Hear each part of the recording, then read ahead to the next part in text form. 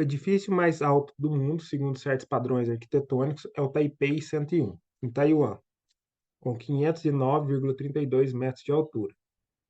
Suponha que essa altura tenha sido medida em um dia fresco de primavera, quando a temperatura era 15,5 graus Celsius. Você pode usar o edifício como uma espécie de termômetro gigante em um dia quente de verão, medindo cuidadosamente sua altura. Suponha que você faça isso e descubra que o Taipei está 0,144 metros mais alto do que sua altura oficial. Qual é a temperatura? Suponho do o edifício esteja em equilíbrio térmico com o ar e que toda a sua estrutura seja feita de aço. Medir o comprimento do edifício. Vamos imaginar aqui que essa reta seja ele. E obteve-se o comprimento, que eu vou chamar aqui de comprimento inicial, o L0, né? De 509,32 metros. Isso aqui num dia de primavera, quando nesse dia a temperatura inicial, T0, era igual a 15,5 graus Celsius.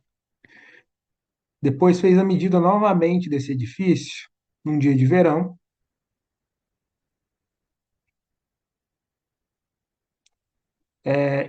Percebeu aqui que teve um aumento aqui no comprimento, esse aumento que a gente vai chamar de dilatação linear, ou ΔL, ou variação do comprimento, né?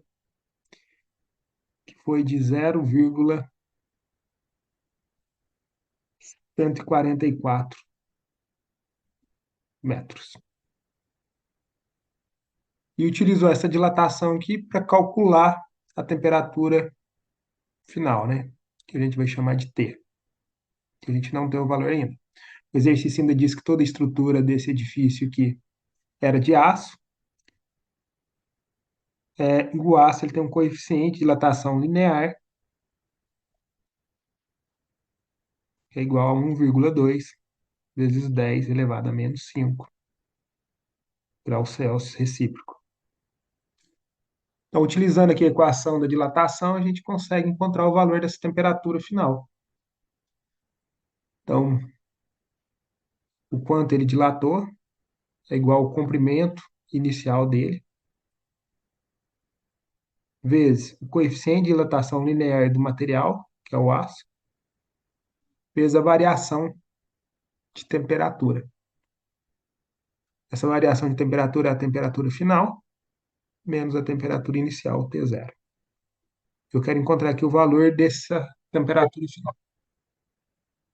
Eu vou isolar ela nessa equação. Então, esse L0 vezes o alfa aqui que está multiplicando, passa do outro lado dividindo. Fica assim, ó.